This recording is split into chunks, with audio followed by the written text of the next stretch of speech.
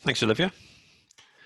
Welcome everybody to this joint webinar with the Chamber and West Midlands Reserve Forces and Cadets Association.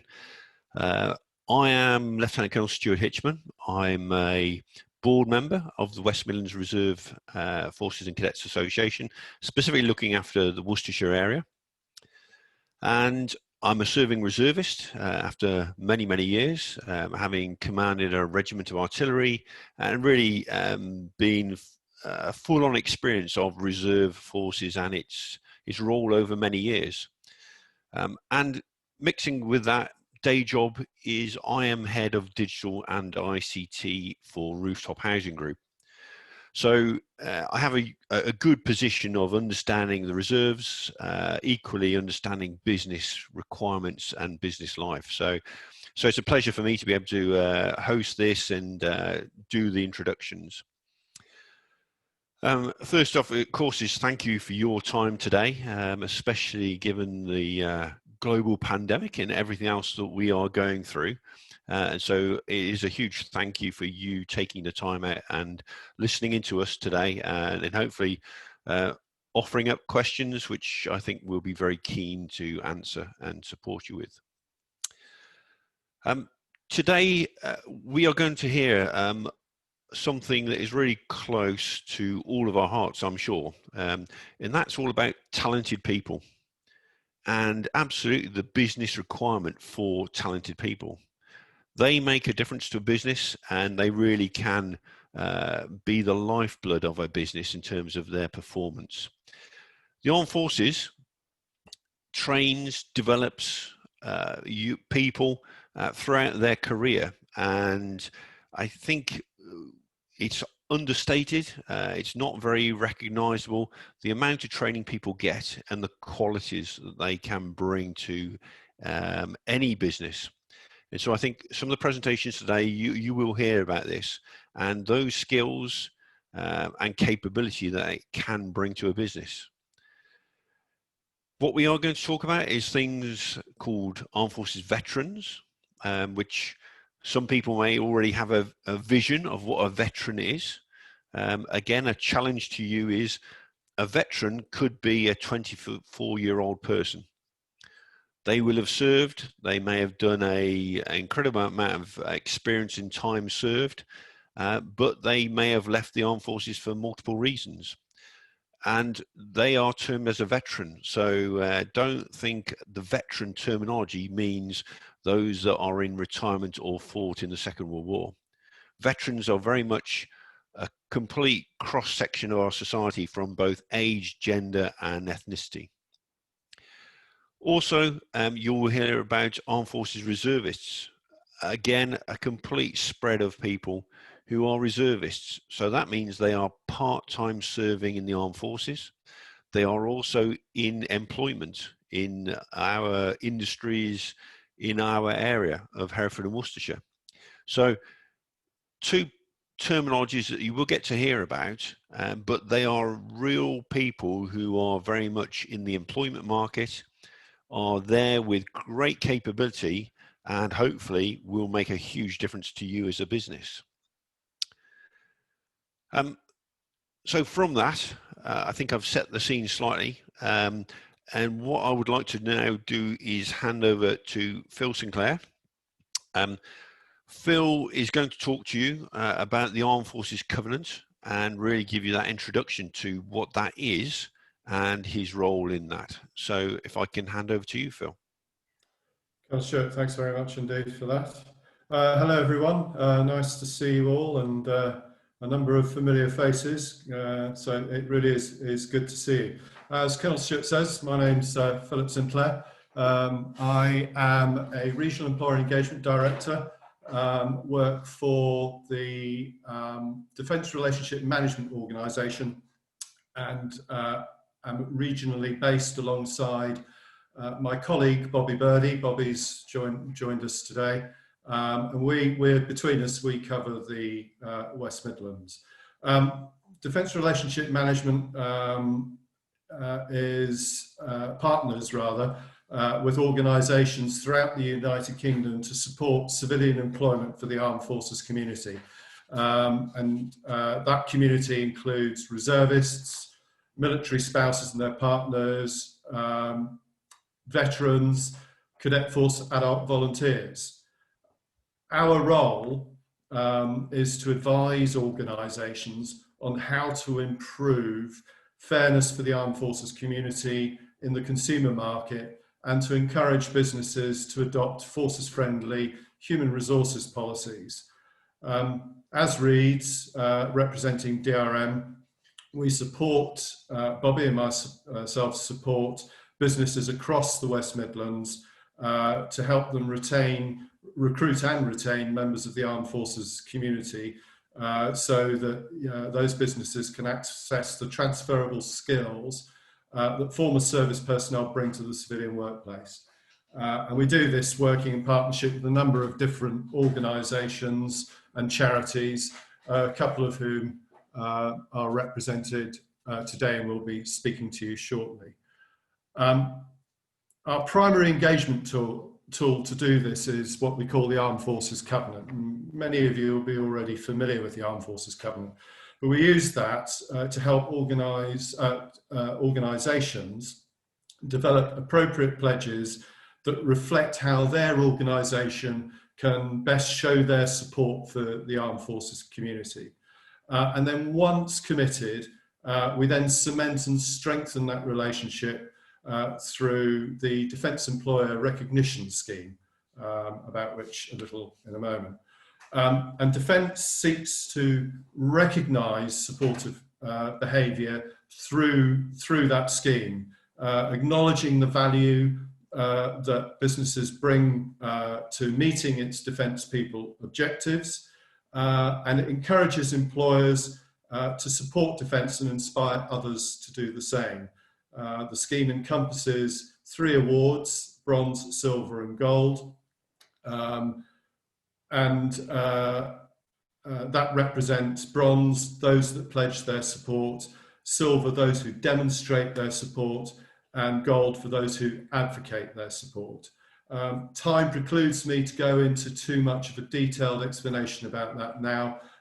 More than happy to share that information with you further, if you'd like to contact me afterwards. Aligning values to those of the Armed Forces Covenant and embracing the Defence Employer Recognition Scheme is good for business, and it can bring tangible rewards, both hard and soft. And I'm keen to see that if we can accelerate that, the rate of awareness across businesses and organisations throughout the counties. So what are the values of the Armed Forces Covenant? Why is it good for business? Well, first of all, it satisfies the corporate social responsibility objectives, and it meets diversity and inclusion targets, being closely aligned to disability awareness, for example. It aligns business values to the values and standards of the armed forces, the right thing to do. The armed forces values and standards include courage, discipline, integrity, loyalty, and selfless commitment. Those are all good, strong business values, as well as being the values of the armed forces. It raises awareness of the Armed Forces Covenant amongst the business community, and will help ensure that, dare I say it, sacrifices of the past are not forgotten and continue to be remembered in a different way. I think it's as important for businesses to remember those sacrifices as it is for the nation to remember the sacrifices. And as a business community, if we can carry on that effort, then it will endure. And that's really what the Armed Forces Covenant is about, ensuring that that is never forgotten over time. It provides access to military talent through free-to-access platforms, and you're going to hear from Career Transition Partnership shortly. But there's also Forces Family Jobs is another platform that is used, and that can reduce significantly recruitment costs. Military, ex-military personnel bring transferable soft skills, work ethic, reliability, timekeeping, reduced sickness, the ability to manage stress, all of which equals savings in lost work hours. Additionally, they have some transferable hard skills, leadership, project management, change management, and trade skills, engineering, cyber, communications, logistics, avionics, construction, and so on. Practically every sector of industry is represented in one form or another through the trades that are undertaken by members of the armed forces. So inevitably, you will find something that you're looking for from ex-military. The power of the network. I don't think I need to tell this audience about the power of the network. We know that brings influence, knowledge, accessibility, innovation, and shares best practice. It brings ideas, and that's very powerful. It's free. It costs you nothing other than a little bit of time and effort. And finally, you've got nothing to lose and perhaps a good deal to gain. So my aim, as I said, is to increase the awareness of the Armed Forces Covenant amongst businesses throughout the 2 counties, well, in fact, Bobby and myself throughout the whole of the region. And we look to you to help us in that endeavour. We want you to embrace the Armed Forces Covenant, to pledge your support to our armed forces, and then we would then like to then recognise that support by encouraging you to embrace the employer recognition scheme, particularly for those who show fantastic support. And there are a considerable number of businesses out there that do that, and fantastically we're going to hear from one of those businesses today. So without any further ado, for those wishing to know more about it, and time precludes me from going into too much detail, do please let the Chamber know. They will signpost you to me, and I'm very happy then to engage and work with you, if you've not already signed the Armed Forces Covenant, for you to do so. And for those that already have signed the Armed Forces Covenant, to continue to work with you to see how we can take you along the journey to ultimately achieve the appropriate level of recognition for the level of support that you show. And there are 1 or 2 organisations I can see from the names sitting in here that are already gold standard. Some are silver. I'm very keen to get you to gold. So please do approach me. I'll be very happy to assist you in that journey. That's essentially me. Very happy to take any questions at any time, and perhaps if there are any immediately, I can answer them straight away. No, that's fine, Olivia. Thank you. In which case, I would now like to introduce Brian Alexander, who is the Regional Employer Relations Manager for the Career Transition Partnership in the West Midlands. Works with a number of employers to show their support and offer opportunity to those transiting from military service into a new career. Brian's a fantastic supporter of the Armed Forces Covenant, a great partner to the West Midlands RFCA in our endeavours, and it's really lovely to have him speak to us today. So without any further ado, Brian. Brian, are you there? Okay, interestingly enough, we appear to have lost Brian. He seems to have dropped out of the meeting.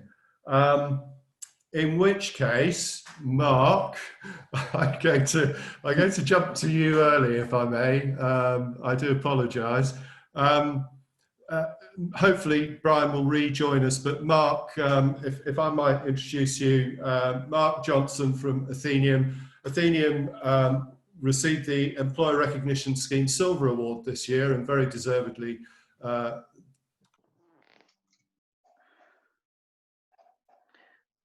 Phil, you've gone on mute. I apologise. Mark, delighted to have you join us today. So, sorry to sort of parachute you in a little earlier, but over to you. Thanks, Phil. Like any good veteran, just to stand ready. So I've got some slides to share. So let me try and do that. Bear with me. So yeah, very happy to be on this webinar, and good to see so many people that are interested in the Armed Forces Covenant. I think our brief in being asked to support the webinar was what the benefits of a company for being part of the Armed Forces Covenant and the Employer Recognition Scheme. And I'll be followed by Simon, who's a colleague of mine. So we're going to try and do a balance of what it means to being a business and the benefits of the business. And then Simon will talk about how that fits in from being an employee, and Simon is also a veteran and a reservist, so he ticks lots of boxes in there for what's already been taught beforehand. A little bit of an introduction from me. I'm always a bit reluctant to talk about myself, as you probably guess from any business owner. And especially putting in old photographs of my military career. But yeah, I am a veteran myself. And Colonel Stewart was talking about what does a veteran look like. It probably looks less like some of those early photographs, and a little bit more like I am looking now. So I served in the Air Force for 17 years. I joined, and that early picture was me as a 16-year-old at basic recruit training. I joined straight from school, actually was offered a place in the Air Force at the beginning of 1983. So I left the school before I took any exams, in the naivety that I would be able to get qualified in the RAF and take those exams, which I never did. And I joined in a trade called Aerospace Systems Operator. Essentially, that was ground and air radar operations, a quite diverse and specialised trade group in the Air Force. And 17 years later, I specialised so much that I thought I knew enough to be dangerous in a civilian career. So I left in 2000, and pretty much the last 20 years, then I've worked as a specialist consultant in the defence industry. My specialisation became an area called Tactical Data Links, which is a secure communications network. And I've been offering consultancy advice to a number of clients, all MOD around the world. And as part of that career, I've supported sort of senior leadership teams in a number of small consultancy organisations. Then again, sort of transition of my career, in 2015, I thought I knew enough to be dangerous again, and created my own company, which I named Athenium. Not easy to pronounce or spell, but at least it is a little bit unique. We are based in Malvern, so that's the tie into Hereford and Worcester. But actually, all of our staff that we have are home workers. We have about 5 people in the Hereford and Worcester area now. Simon's going to be speaking from Cornwall, so he's based down there. We have got people in the northeast, northwest, and also we've opened a German company with an ex-German Navy officer who joined us 4 years ago, and nothing to do with the Brexit word, but we decided to open a GmbH last year just in case everything went horribly wrong. In terms of Athenium.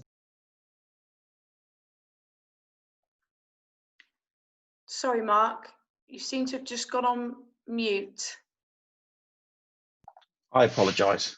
Maybe is that when I transition to the slide, we'll just have to watch out for that. Yeah. So yeah, with regards to Athenium and our Armed Forces Covenant background, as I said, Athenium started trading 5 years ago. Thankfully, it wasn't just me for very long. By the end of 2018, we'd already grown to 7 consultancy staff, and predominantly being a defence consultancy, we recruited a lot of veterans, ex-service people, but also with the link to Malvern, many people might know that there's a strong defence research site and history in Malvern.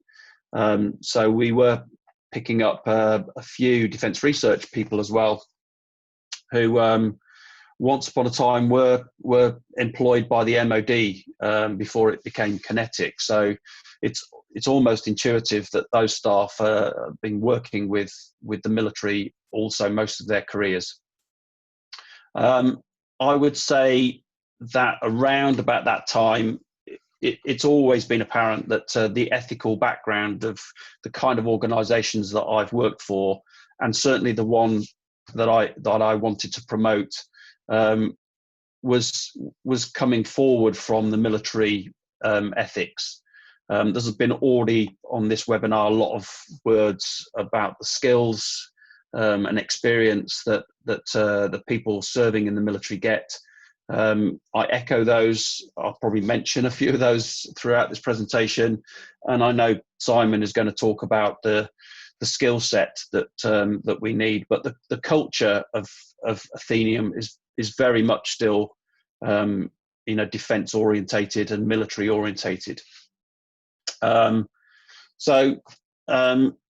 What is it we really do as consultants? Well, we're completely motivated to add value, and through our fee-paying work, where we strive to give something back to our armed forces personnel.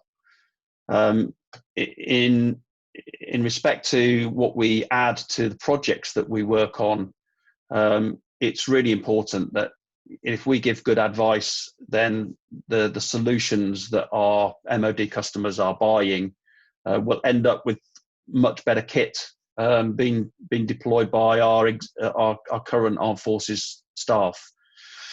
So at the beginning of 2019, we started looking at how we could do a little bit more towards the armed forces. I was aware of the Armed Forces Covenant. We were very quick once we'd read a little bit up to that to sign up to the Armed Forces Covenant. And on that slide there is a signature page of our Armed Forces Covenant. Thankfully, we were quickly awarded the bronze certificate for employer recognition scheme, which I'm going to go through the process of that in a short while.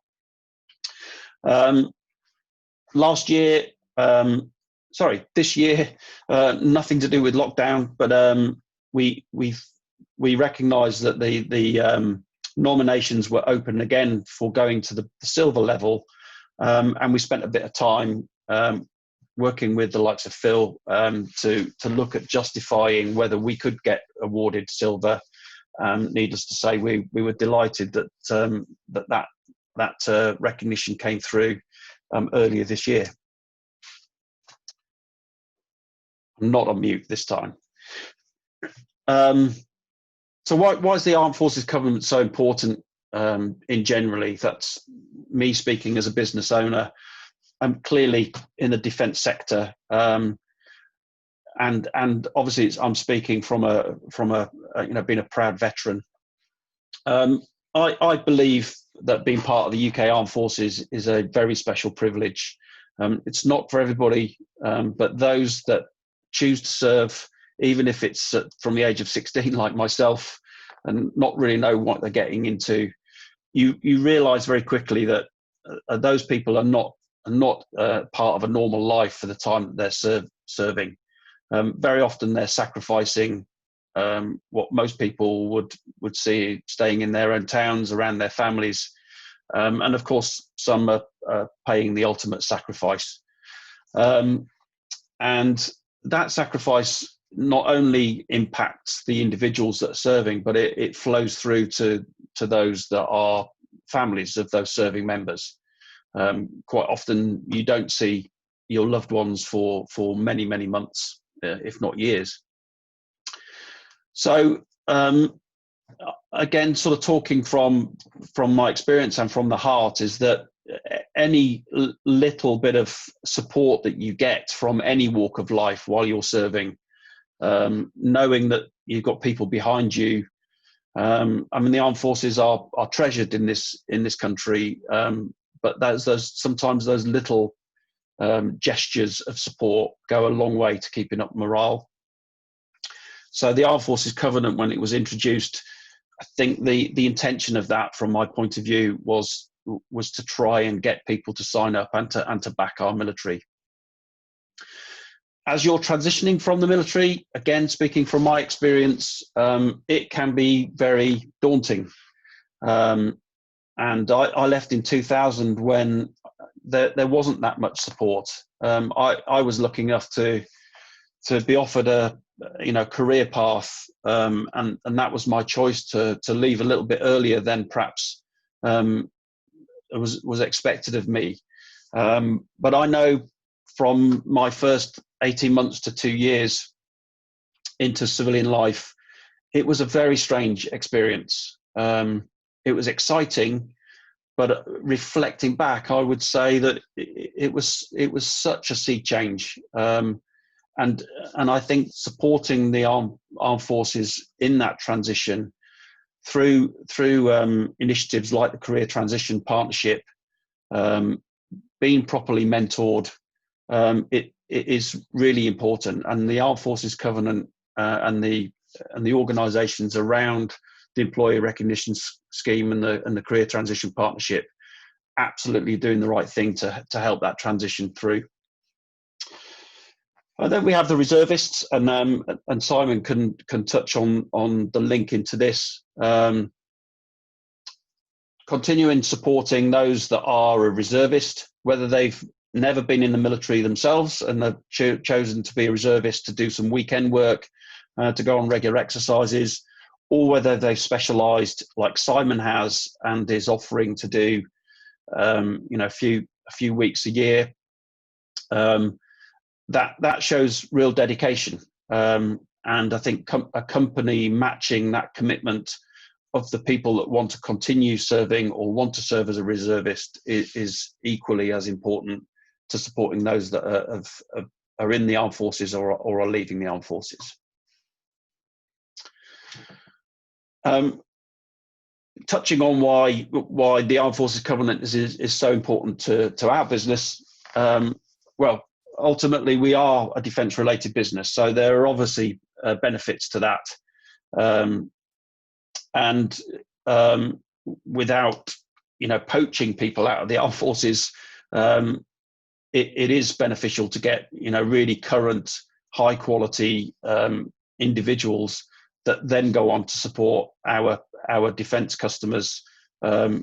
Ultimately, that's what we're trying to do. So there's an obvious link from Athenium to supporting the Armed Forces Covenant and getting key individuals.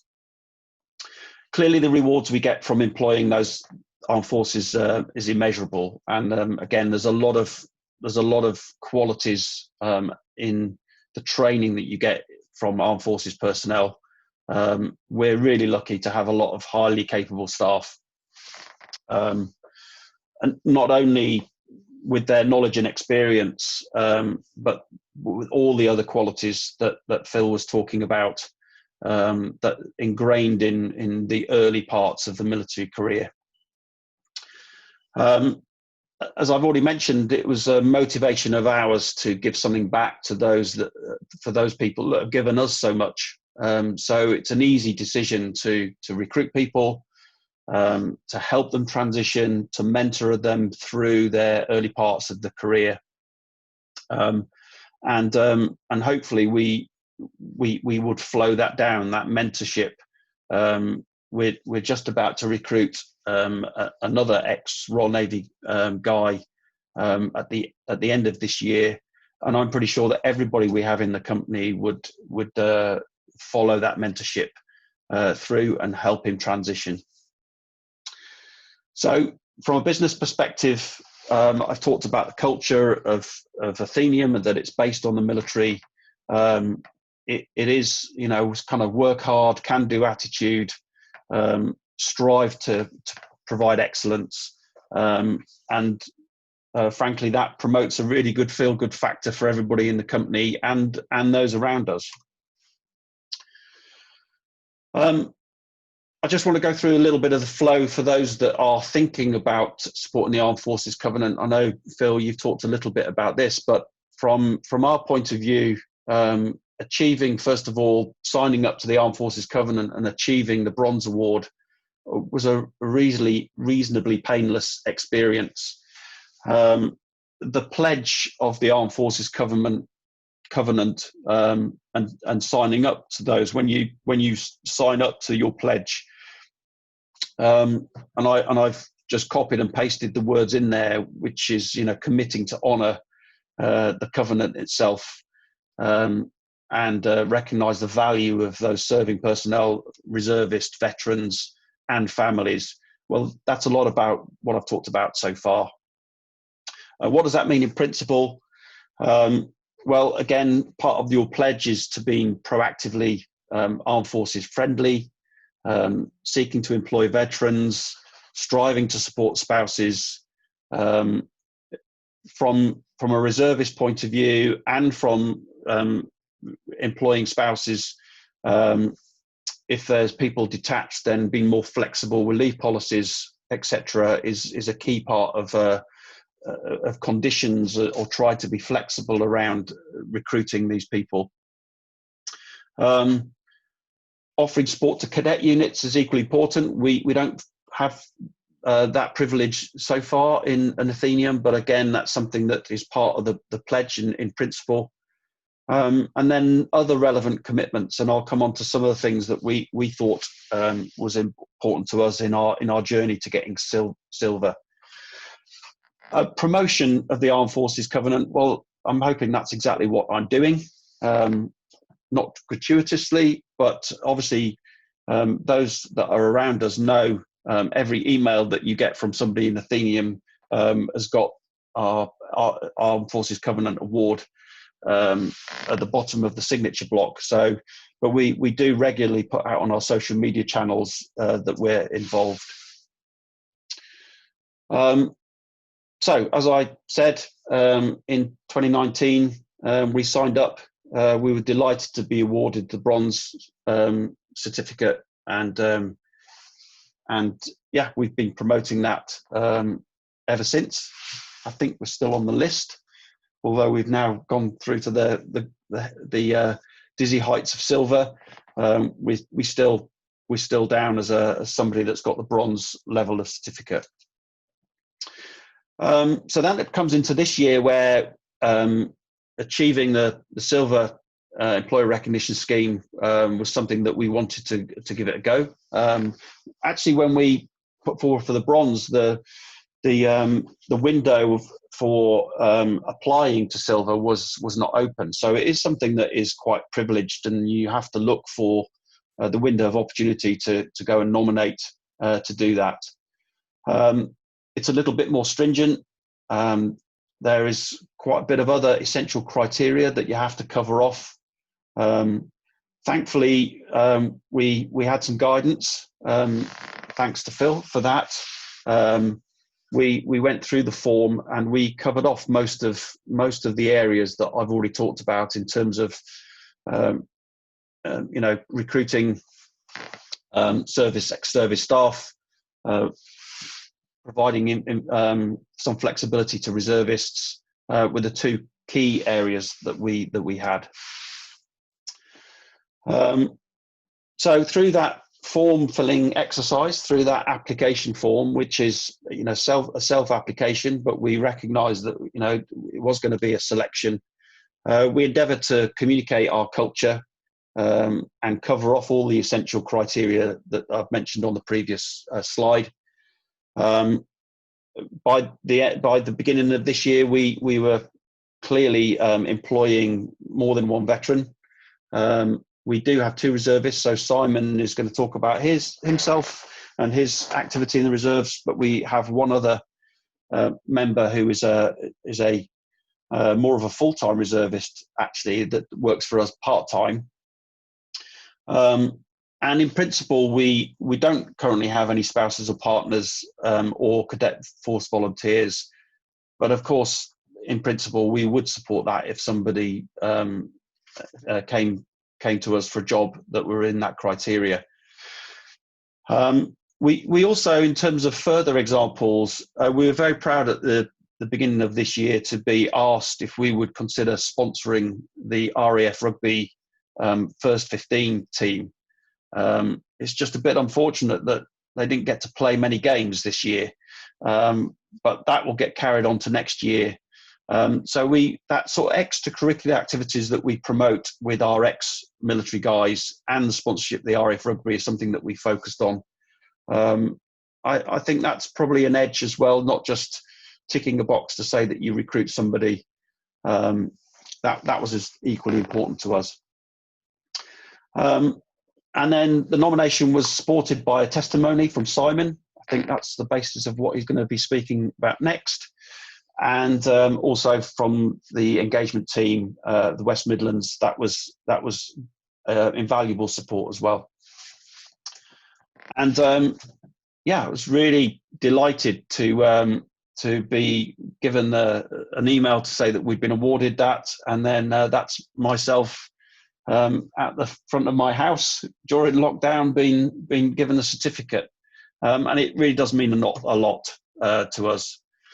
So yeah, in summary, I think you can tell that supporting the Armed Forces Covenant is something that I'm passionate about, and I can't encourage that enough.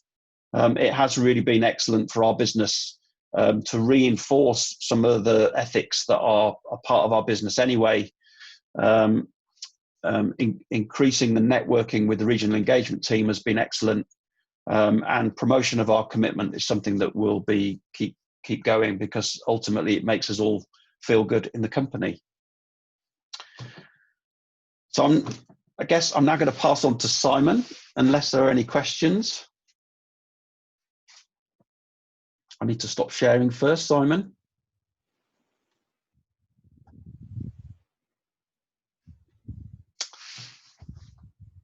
And maybe if there are any questions, we will answer those after Simon's session. Yeah, there has been a question, but I think that might work quite well actually after Simon's session. So are we handing over to Simon then? Yep, We are. I'm ready to to go. I'm off mute, aren't I? Yeah, hello, this is Simon Richards. I just wanted to give you the angle from the employees aspect, if you like. Mark's already done a bit from the employers aspect. So this is sort of my view, how I came through, what my view of it all is.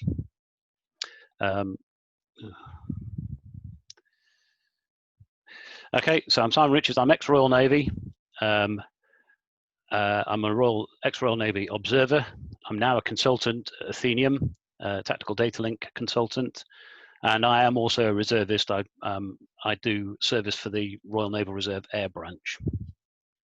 And my journey, well, I joined the Navy in 1989, straight in as an observer, did all my training and stuff, and effectively I've spent all my time flying in these sort of things. So I was an observer and a mission commander flying initially in the 90s in this aircraft, which is a Sea King AW Mark II. See some nice pictures, working on the carriers there. And then translating it, and that was my office, by the way. That was a sort of old office. We had to draw on those screens with trinograph pencils, and we had manual overlays, and everything was done by voice, so it was all a bit analog, if you see. Come the year 2000, we got this new aircraft, the Mark VII, which was basically an upgrade to it, and I did another 1,500 hours in that, and the office looked a little bit better there. Still cramped, still noisy, still oil dripping down, still vibrating, still can't see out the window and all that sort of thing, because you've got to keep the sun blinds up to so you can see the screens. But that's just a sort of what I did. And I did it in all sorts of places, from the freezing of Norway there into the landing on what seemed like the moon in Afghanistan. And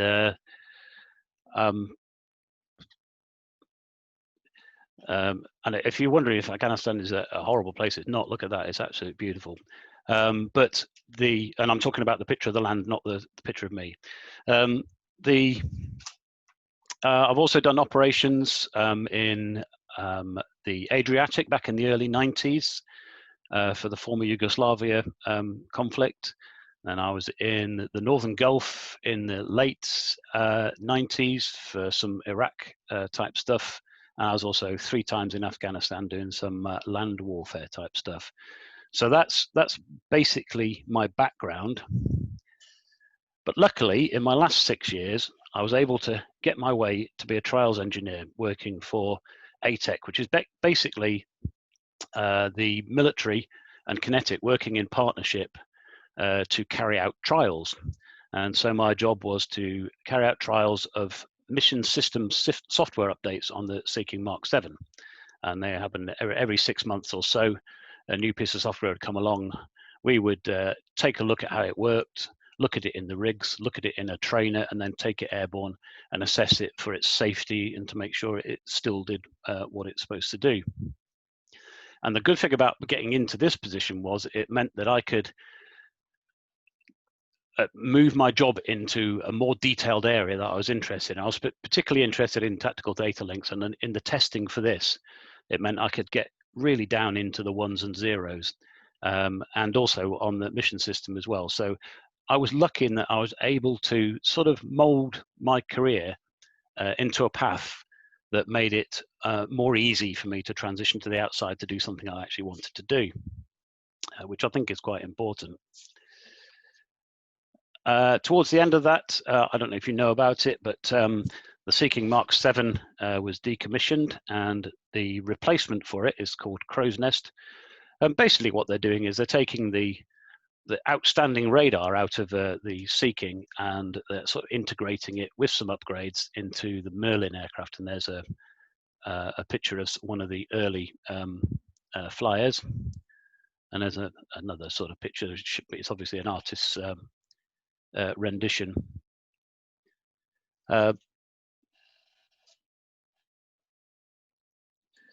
So in those last sort of 3 years, as I was running down to leaving, and I left because I became 55, so I'm one of the older veterans, I suppose.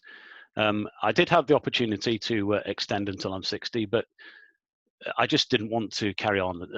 I felt I'd done enough at that point. So at 55, I was leaving at the end of my commission. And I went through the Career Transition Partnership, and they did a wonderful job. And Brian will be on shortly to tell you about those. And everybody says, oh, you'll fall into a job. You're an officer in the Navy. You'll fall into a job because you've got all these things. You've got organizational skills, adaptable. You're very adaptable. You problem solving, work under pressure, can-do attitude. You know about mod procedures. You've got in-depth knowledge. You've been trained well. You've got experience. You've got a work ethic. And all those things the CTP will remind you of as well. But for me, particularly, I didn't really solve the anxiety because I could see a lot of ground rush as I was getting towards my exit date. But my job allowed me to network. And it's already been mentioned before, networking. Networking is almost key to it. In one of the meetings I was at, I happened to meet a guy called Hugh Davis, is one of the other directors at Athenium. Got chatting to him, saw him at another meeting, and then we had a discussion over some beers, which is where the best networking actually normally happens. And he told me about Athenium, and it turns out that Athenium seemed to be all the things I was looking for, and had the same sort of people as I was, if you see what I mean. It was a small company, had a good representation. They recognised the skills of ex-service people. In fact, they're run by ex-service people, so they know all about it. They're kindred spirits. They're working in the defence sector. They trust in my ability. They're independent. They particularly like working for governments rather than suppliers, if you see what I mean. and they were able to offer flexible working, and I knew that they were supportive of reservists, because that was the one thing that was important to me. So to cut a long story short, I left the Navy in 2018. I became a consultant at Athenium, but it wasn't just it was really a smooth transition, but it wasn't just pick up, leave the seat one day and join the next day. The transition period was streamlined. So Athenium helped me and supported me I used the work experience allowance in my resettlement to actually do some work for them. They involved me straight away. In fact, the first thing I did was go away with them to join them in preparing a bid for a support contract for an international customer. And then I also represented them at an international event, and that was still before I had actually left the Navy. And then that meant that when I did leave the Navy, I could actually hit the ground running. And I was straight into it, creating and delivering training. There's a number of test events that I supported, and I was particularly pleased that they lived up to their reputation of supporting my reserve activities. So I do a number of days a year supporting the old team that I was on, the Crow's Nest team. So that is sort of my story. I'm currently working on this program. I'm actually contracted into the MOD, working on data links and other things in the E7 Wedgetail program, which you may have heard of, is the replacement for the AWACS, the big jet with a round thing on top. And that's about it. I just wanted to give you an idea of where employees are coming from, what they're looking for, or rather what I was looking for. And if you've got any questions, I'll be more than happy to take them now, but I think maybe at the end.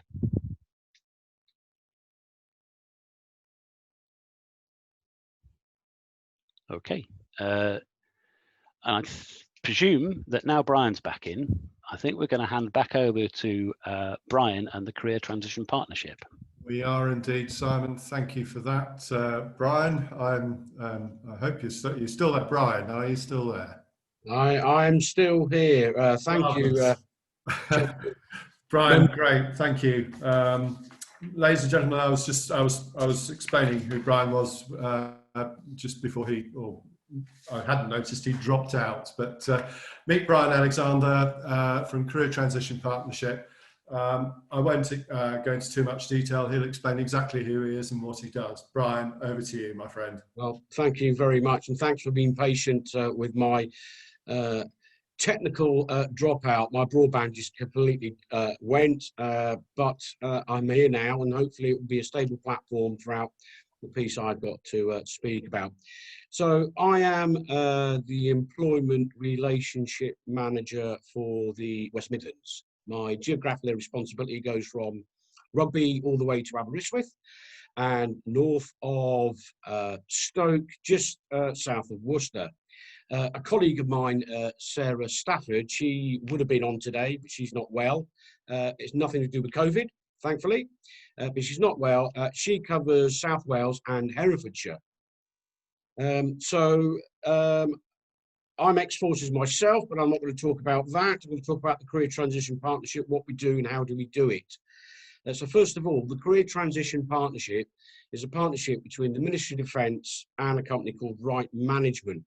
And our purpose is to provide resettlement processes, information, transition, all the way through to employment. And that is the aim of that particular partnership. Depending on how long you've served will depend what your resettlement package is. You get so many days off work, you get so much time off in order to do training courses, interview techniques, how to market yourself, identifying your transferable skills, engagement, and ordinarily, which would have been our physical job fairs, which we've been unable to run. In fact, one of the venues is still a Nightingale Hospital, and that was in Bristol. So we have been doing virtual events, and I'll cover more about that later on. So I'm just going to go and share my screen and bring a few things up, if I may. So this is our homepage here. And as I scroll down, lots of points have already been mentioned by other speakers before me with regards to the reasons why employers should hire ex-military staff. And we can clearly see those ticks of all the generic skills that, frankly, any organisation will be looking to recruit from, regardless of your background.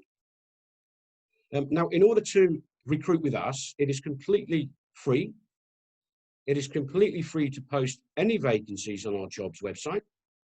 And if somebody is successful in joining your organisation, it is completely free.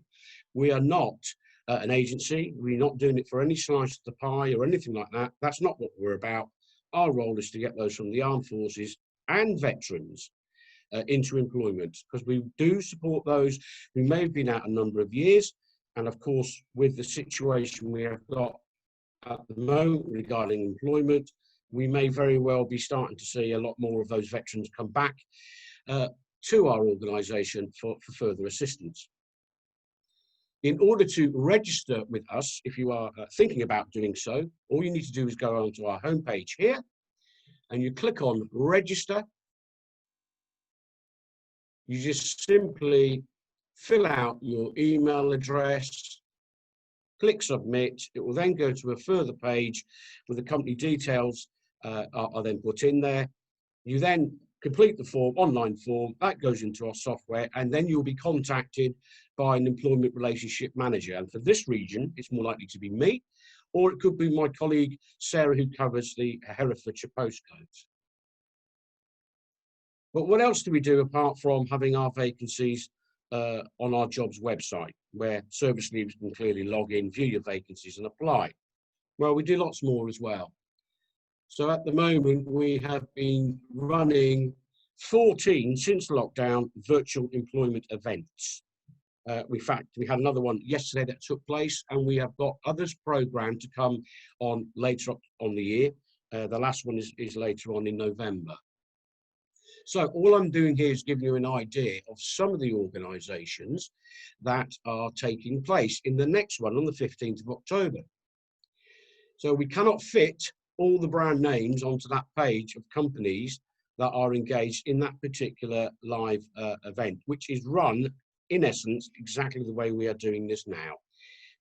So those are some of the brand names of companies that are on there, which will be joining us, which is free of charge, in order that they can communicate video conferencing in the main to service leavers who may be attracted to those organisations. And of course, each organisation has the opportunity to explain and sell their pitch.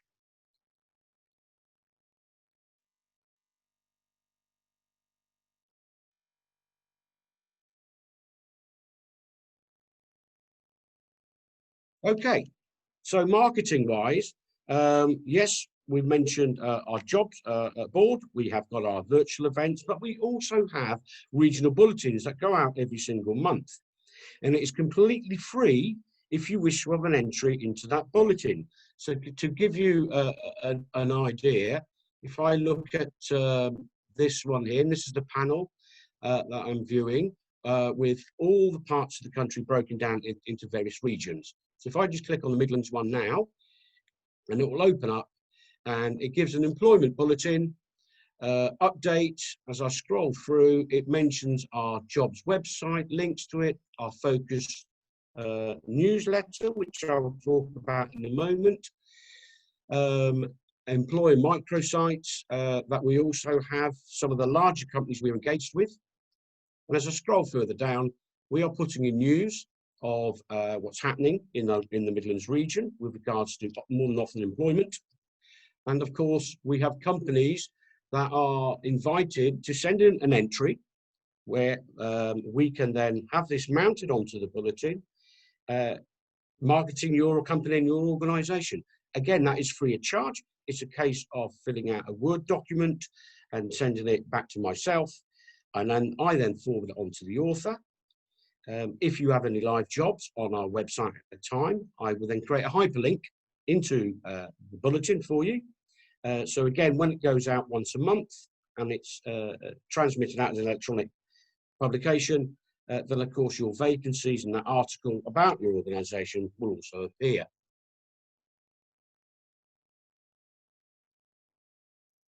And then we have what's called the Focus newsletter. It's almost the same thing. The regional bulletin is exactly that. It's regional. But if it's newsworthy with regards to a spread across UK, and often large companies who have got that footprint, can also put an entry in. It's exactly the same form that I mentioned earlier with regards to the Word document, and it's free of charge. So I know the National Crime Agency, we held a virtual employment event quite recently, focusing only on the police. So Worcestershire Police Force came on board, West Midlands Police came on board, and we held a virtual event for a variety of police forces across the UK. One of them happened to be the National Crime Agency. So again, what they have done with that is further promote themselves by submitting an article which is available again for service leavers to view.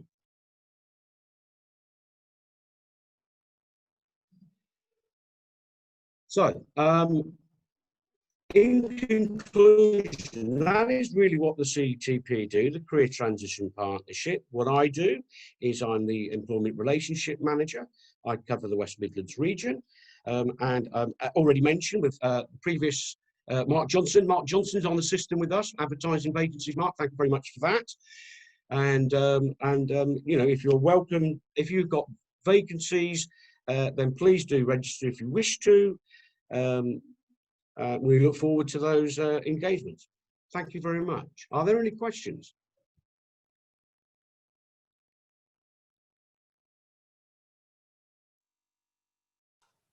We'll take questions afterwards if there are any, Brian. We'll let Andy speak first, but if you wouldn't mind sort of staying on just in case there are any questions at the end. Brian, thank you very much for that. Very kind of you, thank you, and grateful. Ladies and gentlemen, our next speaker is going to be Andy Sloan from Walking with the Wounded. Walking with the Wounded are a hugely important military charity. They're celebrating their 10th anniversary this year, which I'm sure Andy will tell us about. And they support injured veterans and their families, empowering them to regain their independence and thrive and contribute. They work in partnership with the NHS and other hugely important military charities and veteran support agencies, and I'm delighted that they're here today to speak to us. Andy. Great, thank you very much, Phil. That was a lovely summary. That's covered off my first little piece, so that's perfect. Thank you, and thanks very much to Mark, Simon, and Brian for those talks. Were really useful to get the insight from the various different viewpoints. I think it's important that we've been invited on, and we're really thankful for the opportunity to represent the charity sector, because it's a crucial part of what the Armed Forces Covenant stands for. It's about the ability of business, of corporate UK to be able to use their reach, their clout, their resources to support those in need who served us so well.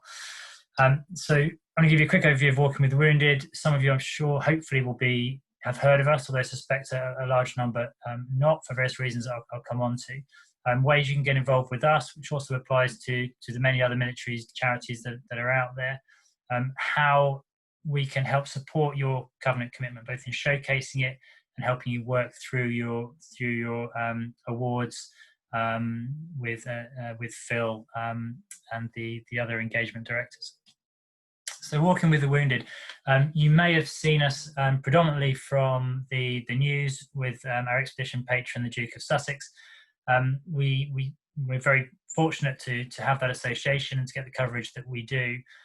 The expeditions that we put on, though, are a shop window. They're a fundraising initiative.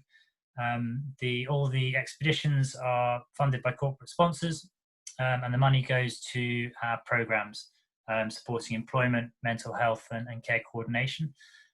The charity was founded on the back of a trip to the North Pole. Our co-founder, Ed Parker, served in Northern Ireland in the Green Jackets, and his nephew lost both his legs serving in Afghanistan, and that really focused his mind on the pathway for wounded veterans.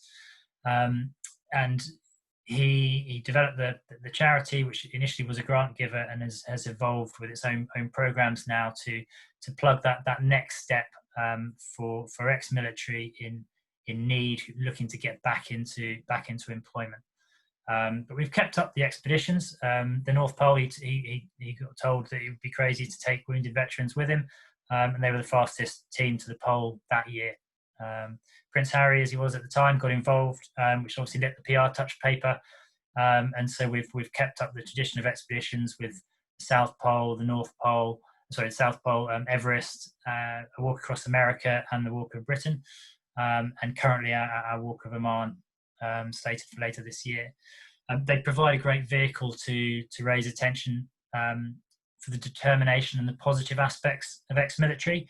We're very keen to move away from that stereotype of the mad, sad, and bad. The vast majority of military who transition from the forces go on successfully. It's the minority who struggle, but they deserve our support. So, Walking with the Wounded, our programs now focus on employment, mental health, and care coordination. Now, a number of charities are in that space, obviously. Why are we different? We focus on those who are hardest to reach. So we're operating in the NHS mental health teams, the police custody suites, the homeless hostels. We're looking not just at those with physical injuries, although we do support those who do, but it's predominantly mental health and social issues. Veterans who are disadvantaged by their service, who are now locked away in a council flat, not engaging with NHS support. So we've pioneered a number of outreach services to identify veterans in the community, such as our Project Nova initiative in partnership with the RFEA, which now ensures that veterans entering police custody for the first time are identified, flagged, and given the opportunity for support, which is seeing a significant reduction in reoffending. It's not rocket science. If we know where they are and we can speak to them, then they will seek help, and we can engage them with the multitude of other charitable partners that are out there. So we work with more than 200 other organisations. We don't need to recreate the wheel and become another homeless charity or an Alcoholics Anonymous charity. Those services are out there. But what we've found with our programs is that it needs somebody to really get in and hold their hand, work with them, not just to plug them back into mental health support, but to also iron out all the other stresses and strains that are on them. So the family issues, the gas bill, etc. And by taking away those other pressures, we find that the veterans we support are engaging with the NHS teams, and then obviously benefiting from that therapy, and the virtuous circle starts of them. They're getting out, they're getting exercise. We'll get them a gym pass, a bike from a recycling project. We'll get them involved in our volunteering programs, and we'll get them work experience with the employers that we work with in our locations around the country. And then the ultimate goal is get them back into work, and bluntly in a position where we don't see them again. We don't market ourselves as a family. They've got families, and we want them to get back to those families, and that's key, because then they're contributing to society once again. We're not really a household name other than the expedition piece, but as I've stated there, we're proud to be the referral partner, really, with a number of organisations that we work with. Collaboration is at the heart of everything we do, and the majority of other military charities you can think of, we work with in some way, shape or form, cross-referring people depending on where our employment advisors are based, or helping with mental health referrals as well. Our principal partner is the NHS. Obviously, the NHS have been under extreme strain in this Corona Coaster year. We are fortunate in that we managed to switch all our services to working remotely and working digitally, putting in the calls to our beneficiaries, because clearly they can't furlough their issues. So we found ways to maintain our services to them, and that's shown how we can change things for the future as well, for the better of those men and women who need to put their hand up.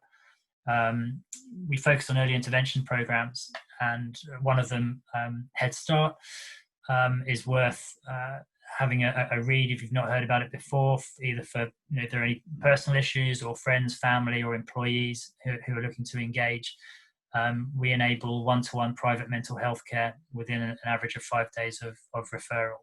So it's immediate mental health care. It can be 12 sessions, and it gives that ability to steady the ship if there are issues at home, at work, or more complicated issues, and it's taken the person a long time to put their hand up. Because we know that the ex-military can get caught in that cycle, that downward spiral, and that's what we seek to catch early, and those who are in that spiral, to identify them and get them back working with the NHS mental health teams. So everything's joined up, and there's a record. So if they move on to work with another charity, then there's the record there of the support. And we're seeing some fantastic outcomes from that. We're seeing more people putting their hand up. We're seeing great collaboration with the police, with the NHS teams, with local councils, and where we also help is with employers. If you've got veteran networks, if you employ ex-military, then it's good to have that conversation around mental health and normalising it, as I'm sure most of you are doing already. And using the Armed Forces Covenant as a cover to do that as well and spark those conversations. Just to highlight some of our outcomes from this year, switching to phone calls rather than visits, delivering the therapy, and for us it's about jobs. So we work closely with the CTP. We have a network of employment advisors around the UK who will share job opportunities with our operations teams around the UK as well, to feed people in to your organisations. So if there are opportunities for employment, then it's worth speaking to our teams as well as the CTP. For those of you, it was great to hear the number of companies who have their silver award already. Clearly those who've got gold, and those who are new or thinking of signing up. And I think if you involve a charity as well in the process, you can really benefit in a number of ways. You can firstly provide the evidence of showing support for the sector, which keeps Phil and co happy and fast tracking your applications, I'm sure. But there's clear business benefits as well, and it's about doing well by doing good. So by sponsoring events, clearly we can get your co-branding in there and share on channels. The image above was from our Regen volunteering platform, which saw Thrifty donate a van to our guys who were delivering food parcels across Manchester, and they got some great PR out of that. Business development, utilising our network or other charities' networks to raise awareness of your brand, your products, your services, or your desire to seek recruits, because clearly we're plugged in with a whole raft of military and ex-military organisations or veteran-owned organisations. So there's an additional networking aspect to be tapped into there to amplify your decision to sign the Armed Forces Covenant.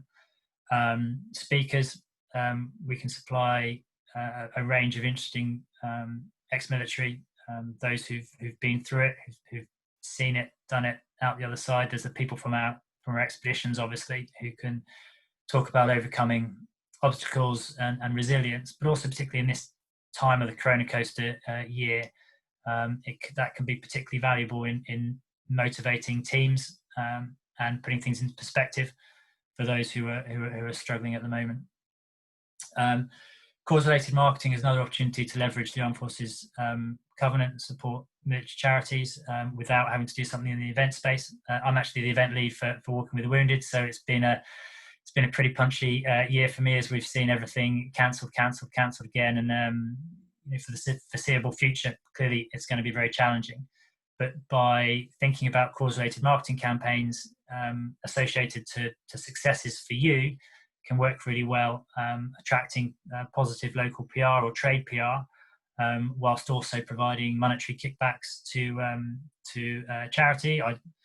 From my point of view, obviously Walking with the Wounded, but other charities that you're involved with, and engage your staff and clients as well. We do have a number of events still slated.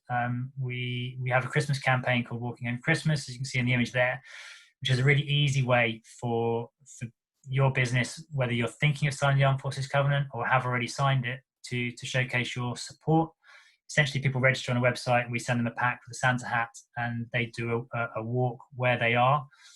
So walking somewhere important. So it can be walking between offices or sites of interest. So it's a way of telling a story, of getting certain team members together or key people, obviously within the rules. It's outdoors, so it's largely COVID compliant, as long as you're respecting the local restrictions. And we've seen it generate fantastic local PR and an opportunity for you to reach out and post content in ex-military networks where you are. Volunteering as well. Obviously, a lot of companies aren't necessarily in a position where they can donate to charities, but you are able to donate your time. Our Regen is a new volunteering initiative that marries up companies with our beneficiaries to tackle projects local to you, which we can set and determine, and they'll be led by one of our captains, and again provides a fantastic PR platform, a really engaging experience for your staff, delivered in a COVID compliant way, and helps you push forward that message of how and why you're supporting the Armed Forces Covenant. And so through any of those, really, you're able to really leverage that signature and do make a splash for the charity, whilst clearly also pushing your brand and improving that image in the eyes of your stakeholders, internal or external, and driving that client base. When you extrapolate the number of ex-military, family, friends, close supporters, ex-military, you quickly get up to a UK audience of 22 million. So clearly, it's a key market to aim at. So there's a few images from walking home for Christmas, and if anybody is interested in getting involved in this, do drop me a line after the event. I said it's a great way for businesses to very easily, for very, very low cost, it's free to sign up, have a real impact on veterans in your area by making a splash and making them aware that you are a forces friendly employer or business, or a veteran owned business, in the case of Mark, and have a lot of fun as well, because obviously Santa hats and getting outside, what's not to like.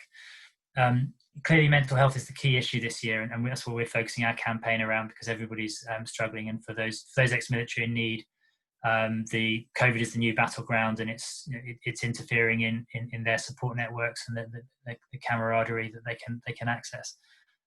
So through the campaign, we'll be telling lots of stories, and we'd be delighted to hear from anybody who wants to get involved, taking part or partnering, or helping us promote your messages on certain days.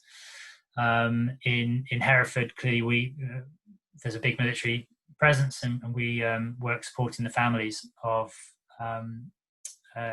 serving military within Hereford.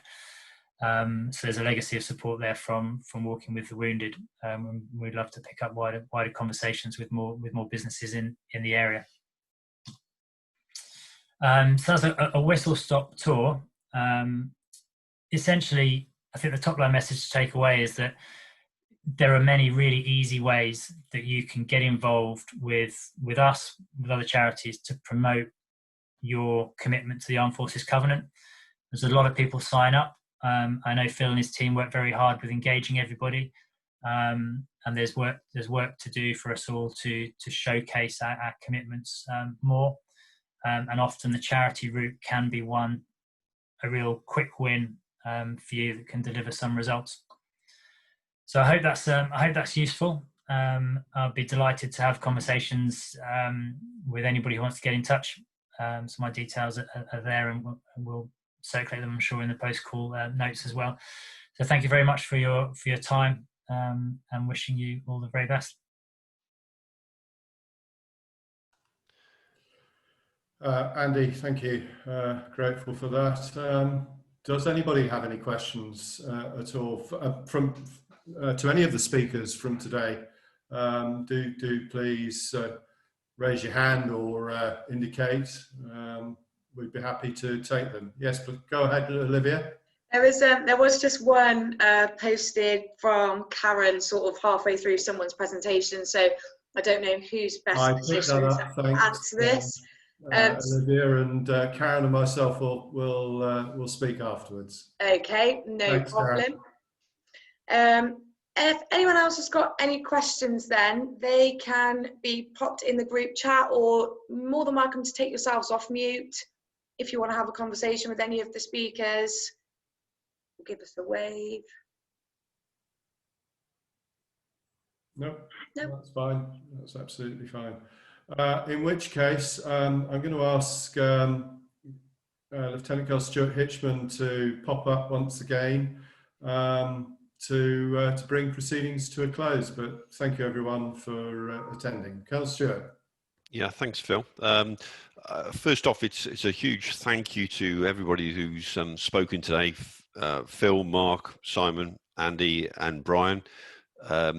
Thank you for your contribution, and it came across really strongly. And I think what it does is it covers off the wide expanse of what the covenant is all about. So the covenant is all about business. It's all about social responsibility. It's about the wider community. It's about respect. It's about the expectations of what we want from our armed forces in our give back to that. So it's a very wide remit from a covenant point of view, but from a business point of view, it's there to really show your support.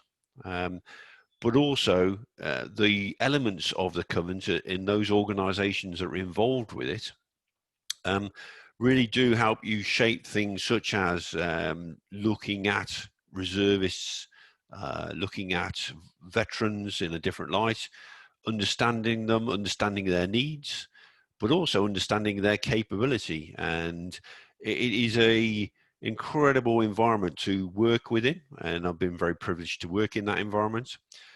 But I suppose the only other thing I'll add to it is both Worcestershire and Herefordshire have their own Armed Forces Covenant working groups. And those working groups are doing a tremendous amount of work in terms of both engagement with local charity, with society, and getting employers, hopefully, again, doing some of the great work that Phil's doing in terms of encouraging employers to show that recognition and show that support. So, yeah, great. Thank you, everybody. Thank you for your time. And as it's been put up, if you want to connect after this through Phil, we will get the contact details, and we can certainly develop any more conversations that you want. So thank you, everybody. And final thank you is, of course, to Olivia and the Chamber for hosting this event. Really much appreciated, and thank you for your support. Equally part of the Covenant group, and it's again much appreciated, and that link to business is so vital. So thank you from me. Over to you, Olivia, to finish off.